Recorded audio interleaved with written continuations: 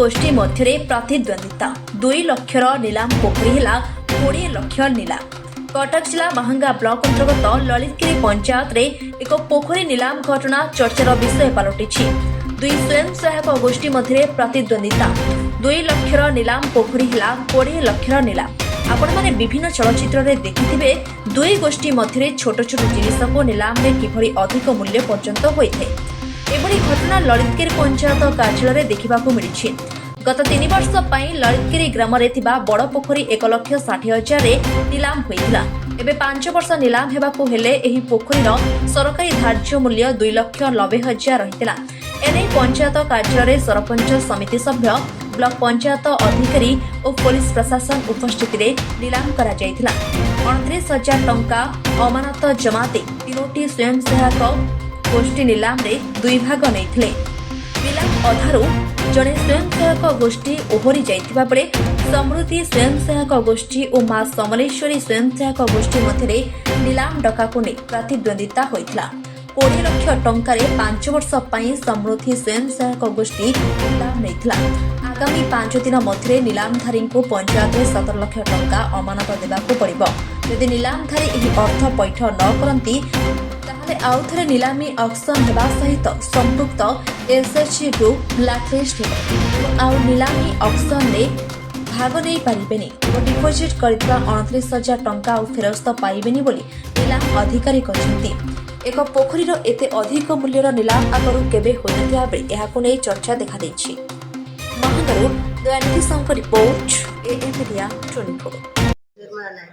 को ग्रुप रे आज जो एसएचजी ग्रुप आपन जो भाग नहीं बड़ पोखरी ललितगिरी ऑक्शन में माने केते टंका रे आपन नीलाम 20 लाख केते बेस प्राइस थिला प्रथम रू कौन 3 लाख 2 लाख लगे सरकार ठकला ताकू डाके जाके से ग्रुप बड़ पोखरी के ग्रामवासी माने समस्त खाते विभिन्न माने गाँव लोक आसी माछ खाते तेणु आज से पोखरी नीलाम डका होछि।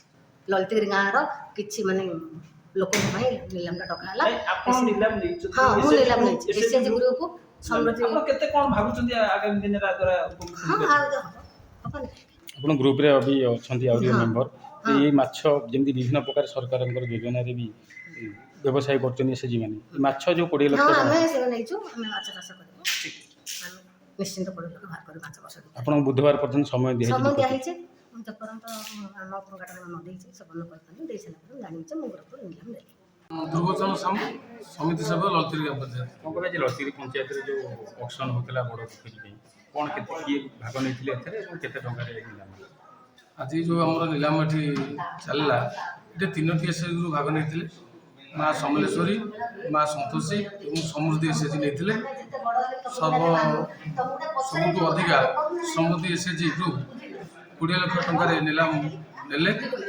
एवं आसंता बुधवार सुधा नीलाम मूल्यर 75 भागे प्राय 15 लाख पाखापाखि से डिपोजिट करेंगे और डिपोजिट कर सारापर से नीलाम हकदार हे डिपोजिट न करि पारंती कोन आम तो सरकार नियम अनुसार जहाँ जीवन शुणुलु जदि नीलाम से टंका डिपोजिट न करि पारंती तांकर अमानत राशि जो 29,000 दाखल कर बाजाती कर भविष्य से ग्रुप को असित घोषणा कर नीलाम भाग हाउस नहीं पारे आगुरु केबे एते दिथिला कि आपण नहीं आगुरु केबे एमती हेई नथिला हमर पाखापाखि 2 लाख 3 वर्ष पे जो प्रथम थर पे हेइतला आगुरु बड़ पोखरी के काम ला समस्त माछ खाउतले गाँव पोखरी थिला पंचायत आयत को आसी नथिला विगत सरपंच समय या पंचायत पैसा किसी खर्च करा जाय तार खनन कराइतला एवं जन एसएचजी ग्रुप नहीं प्राय 2 लाख पाखापाखि टंका भितर 1,70,000 3 वर्ष पे नहीं कि प्रथम थर पर 20 लाख टंकार गोटा नुआ इतिहास ललितगिरी पंचायत सृष्टि है 20 लाख टंकार माँ समृद्धि एसएचजी ग्रुप आज नीलाम एते टंका रे कोन पई कोन एते इनकम हुए ना कोन पई एते टंका रे भाव से कथा आम कहि परबेनी जेहेतु नीलाम गोटा जिद्दी जिद्दा पर चलला मैं अनुभव कली गोटे बसिथिला जहाँ देखली गोटा जिद्दी जिद्दा पर चलला जहाँकि 20 लाख जेपर्यंत से मूल्य डिपोजिट न कर से पर्यंत आम विश्वास पाऊनी जे प्रकृत 20 लाख टंकार नीलाम होगी कायम हम कि माने माने आउ थे करा ललितगिरी ग्राम पंचायत आज आम पंचायत रे 5 गोटी पोखरी पाई नीलाम नोटिस दिया जाइथला। वर्तमान ललितगिरी बड़ पोखरी पाई नीलाम नबा पाई आदरे 3टी ग्रुप भाग नहीं से 3टी ग्रुप है ସନ୍ତୋଷୀ ଏସ୍ଏଚ୍ଜି, ସମଲେଶ୍ୱରୀ ଏସ୍ଏଚ୍ଜି, ସମୃଦ୍ଧି ଏସ୍ଏଚ୍ଜି। କେତେ ନିଲାମ 2,90,000 ତାଙ୍କର ଗଭର୍ଣ୍ଣମେଣ୍ଟ ଧାର୍ଯ୍ୟ ମୂଳ ଧାର୍ଯ୍ୟ ଥିଲା। ବର୍ତ୍ତମାନ 20 ଲକ୍ଷ ଟଙ୍କା ରେ ସେଟା ନିଲାମ ସନ୍ତୋଷୀ ଏସ୍ଏଚ୍ଜି ନେଲେ। ସେଟା 5 ବର୍ଷ ପାଇଁ ନେଲେ। ଆଉ କେଉଁଦିନ ଡିପୋଜିଟ୍ କରିବେ? ସେଇଟା ଆସନ୍ତା ବୁଧବାର ଦିନ ତାଙ୍କର 75% ଟଙ୍କା ଡିପୋଜିଟ୍ କରିବେ। ଡିପୋଜିଟ୍ ନ କରିପାରିଲେ କ'ଣ ହେବ?